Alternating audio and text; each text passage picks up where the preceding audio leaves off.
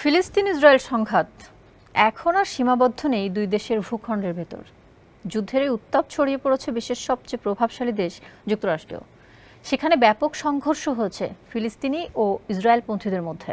বিভিন্ন বিশ্ববিদ্যালয়ে ছড়িয়ে পড়া সংঘাত দিনকে দিন নিয়ন্ত্রণের বাইরে চলে যাচ্ছে, আর তা সামাল দিতে রীতিমতো হিমশিম খাচ্ছে মার্কিন প্রশাসন।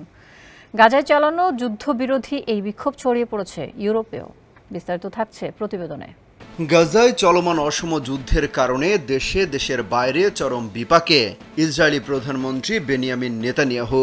তার সিদ্ধান্তের বিরুদ্ধে উত্তাল হয়ে উঠেছে যুক্তরাষ্ট্রের বিভিন্ন শহর, বিশেষ করে বিশ্ববিদ্যালয়গুলোতে চলছে তীব্র প্রতিবাদ। জীবনকে উপভোগ করার সব আয়োজনকে একটি নিশ্চিন্ত কমিউনিটি লিভিং নিশ্চিত করছে রূপায়ণ সিটি উত্তরা। এবার যুক্তরাষ্ট্রের লস অ্যাঞ্জেলসের ক্যালিফোর্নিয়া বিশ্ববিদ্যালয়ের ক্যাম্পাসে ব্যাপক সংঘর্ষ হয়েছে ফিলিস্তিনি এবং ইসরায়েলপন্থীদের।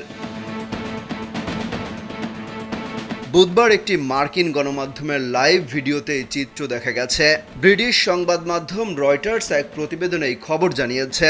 ক্যালিফোর্নিয়া বিশ্ববিদ্যালয়ের শিক্ষার্থীদের পত্রিকা ডেলি ব্রুইন বলেছে, ইসরায়েলের সমর্থকরা ক্যাম্পাসে ফিলিস্তিনি বিক্ষোভকারীদের ক্যাম্প ভেঙে ফেলার চেষ্টা করছিল। এ সময় এই সংঘর্ষের ঘটনা ঘটে।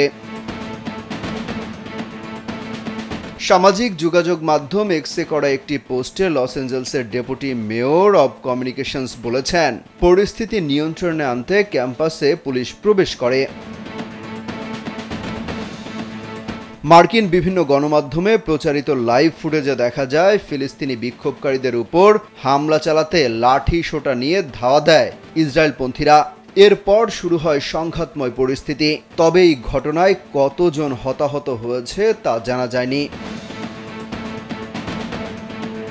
গত বছরের 7 অক্টোবর দক্ষিণ ইসরায়েলে হামলা করে ফিলিস্তিনের সশস্ত্র গোষ্ঠী হামাস।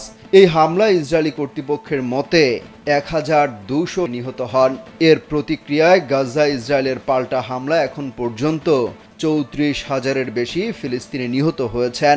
ইসরায়েলের নৃশংসতা ও ইসরায়েলকে যুক্তরাষ্ট্রের অব্যাহত সমর্থনের প্রতিবাদে বিক্ষোভ করছে যুক্তরাষ্ট্রের শীর্ষ বিশ্ববিদ্যালয়গুলোর শিক্ষার্থীরা। ফিলিস্তিন মুক্তির স্লোগানে বিভিন্ন বিশ্ববিদ্যালয় ক্যাম্পাসে অবস্থান নিয়েছে আন্দোলনরত শিক্ষার্থীরা। এদিকে কোনোভাবেই আর যুদ্ধ চায় না ইসরায়েলিরা, ক্ষেপেছেন নেতানিয়াহুর উপর। অমিত হাসান রবিন, কালবেলা।